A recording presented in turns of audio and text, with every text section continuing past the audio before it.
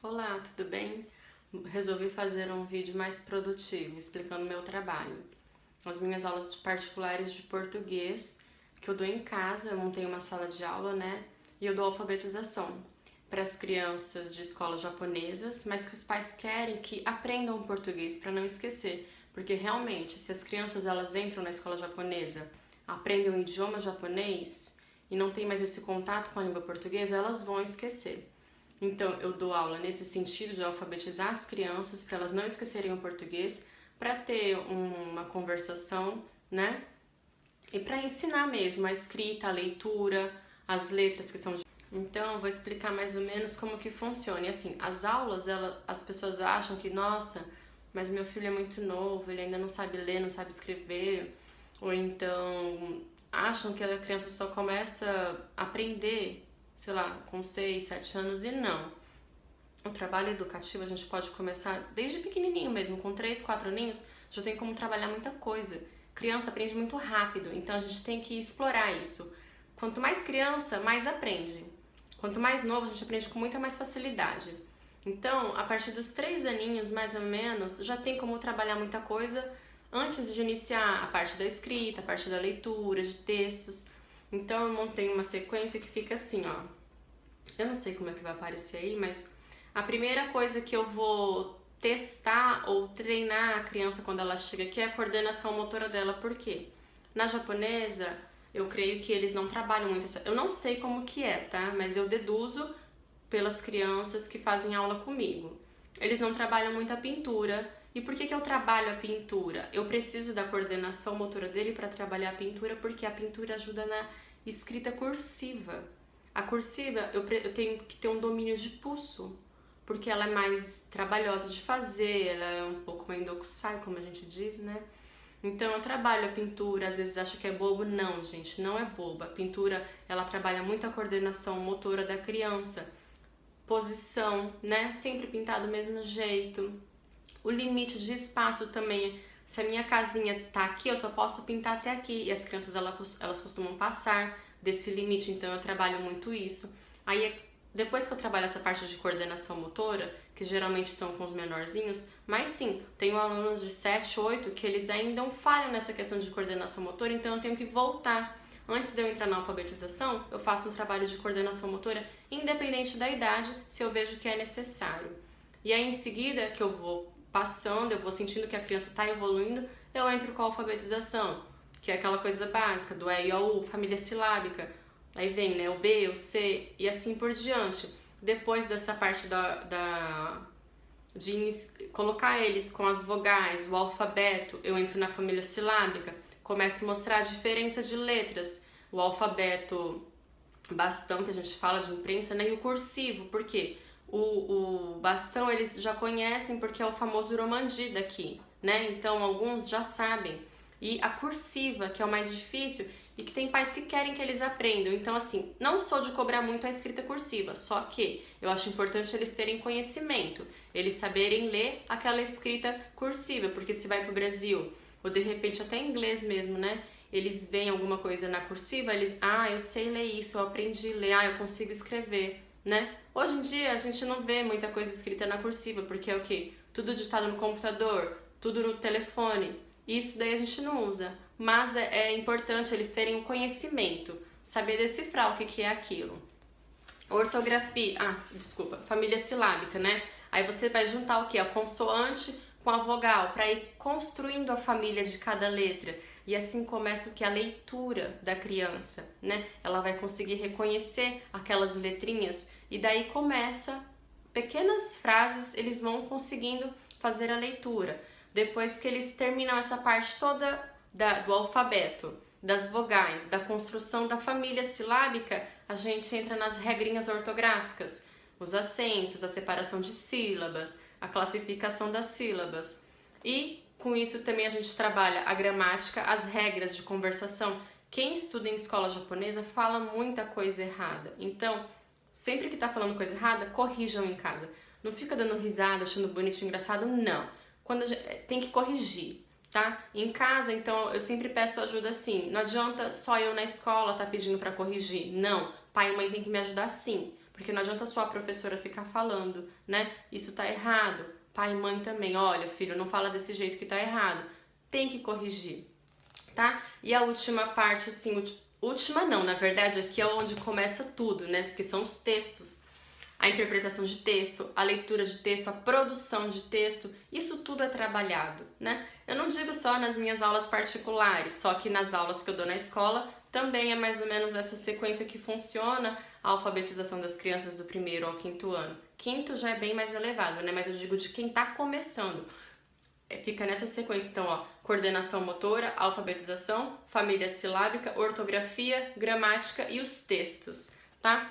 E assim, meio que propaganda, né, mas as aulas eu dou em Randa, na minha casa mesmo, tem uma sala que eu montei preparada, depois eu mostro, e de segunda a sábado, segunda às sextas, na parte da noite, porque eu dou aula o dia inteiro, então eu chego em casa quase umas 6 horas. Então, a partir desse horário, aí eu não tenho hora de parar, na verdade. Eu dou mais ou menos a hora que aparece que eu não estou dando aula. E aos sábados eu também dou aula. E, tirando essa parte de alfabetização, também dou aulas de reforços, de várias matérias, né? Mais focada em crianças, mas assim, muitos adolescentes me procuram para dar reforço até de matérias que eu não domino, mas eu tento ajudar de alguma forma. Por quê? Basicamente, os adolescentes, eles têm dúvida em quê? Interpretar texto, interpretar pergunta. E às vezes é tão simples que eles não conseguem ter essa percepção, né? Então, às vezes, não é que tem que ter o domínio da matéria, mas ajudar eles a entender o que está perguntando. Que às vezes a resposta é tão fácil, tão boba, que eles não percebem. E às vezes a resposta está no próprio enunciado da questão. Então, é só para falar isso mesmo. Que assim, além das aulas de alfabetização, eu também dou reforço escolar, tá bom? Falando do valor também, as aulas de alfabetização são 10 mil mensal e é uma vez por semana, com duração de 1 hora, né? 4 vezes ao mês. Geralmente, quando tem um final de semana a mais ou uma semana a mais o mês, eu tiro uma, né? Só são 4. Se acontece alguma coisa, a criança não pode vir, alguma coisa assim, que é um imprevisto, tem como trocar, eu tento mudar o horário para que fique mais fácil, porque eu sei que aqui é complicado essa questão de zangueô, que a criança fica doente, então não tem problema. Se a aula são todas as terças, mas tive um problema imprevisto, pode ser na quarta, pode ser... Eu tento ajeitar de acordo com a necessidade dos pais, tá? O reforço eu cobro mais barato, porque a criança, assim, ela já sabe ler, já sabe escrever, é mais um auxílio. Se for mensal, é 8 mil mensal, o reforço escolar, e a alfabetização 10 mil mensal, tá? E também tem o material. Eu peço se os pais quiserem, porque não é uma coisa muito barata. Só que assim, eu acho que é importante porque para ele ter uma sequência, né? Não que eu não tenha uma sequência preparada, eu tenho sim. Só que eu acho que ele ter o material dele, o livro didático dele para acompanhar, eu acho mais bacana, é mais interativo para ele. Então eu acho que é de extrema importância, assim. É caro, só que o pai vai pagar uma vez só. E geralmente um livro, para acabar ele é mais ou menos 1 ano e pouco, porque eu dou atividades extras, não fico só no livro. Então, com isso, sei lá, você paga uns 10 mil num livro, mais ou menos, tá? Não chega a ser isso. Depende do correio e tudo, da quantidade que eu peço. Às vezes é menos. Só que se você for dividir esse valor na quantidade de tempo que ele vai usar, você não vai pagar nem 2 mil por mês, tá?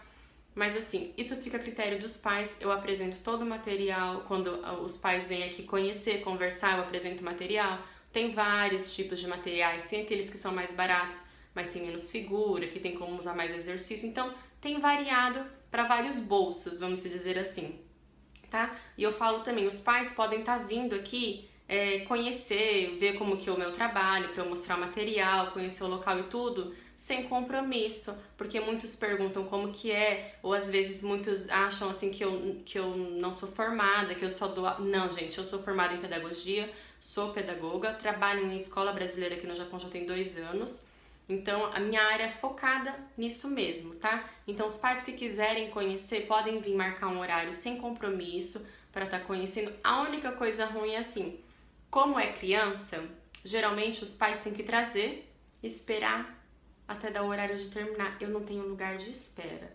Geralmente os pais vão no mercado fazer uma compra, alguma coisa assim, tem estacionamento. Alguns ficam no estacionamento esperando porque eu não tenho sala de espera e não aconselho o pai ou a mãe querer ficar na sala com o filho porque inibe o aluno. Ele fica com vergonha.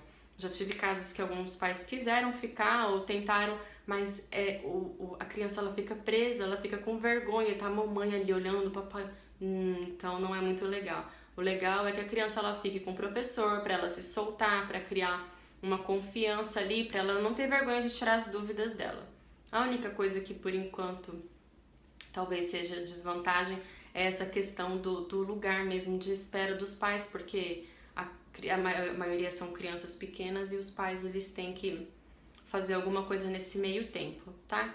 Mas se alguém precisar, tiver alguma dúvida, sugestão, também estou aberta a sugestões, tá? Ou até alguma crítica construtiva, à vontade, tá? Então é isso. Nossa, ficou um vídeo bem comprido, né? Eu queria tentar ser objetiva, falar um pouquinho rápido, ser uma coisa bem prática, só que eu acabei explicando muito e quando eu começo a falar dessa coisa eu nem vejo o tempo passar. Mas eu espero que vocês tenham gostado, que tenham entendido mais ou menos como que é o trabalho, que muita gente me pergunta sobre hora, sobre método, sobre didática. Então eu quis fazer um resuminho disso daí. E compartilhem, né, com os amigos de vocês, conhecidos, que às vezes não sabem que tem aulas assim, para ajudar. Tem até adulto, jovens assim, que eles querem reforçar o português, porque às vezes está esquecendo, não usa, não escreve muito. Espero que vocês tenham gostado e qualquer dúvida relacionada a esse foco, né, da linguagem ou até a educação das crianças também, deixem nos comentários que se eu puder ajudar estarei à disposição. Então até a próxima!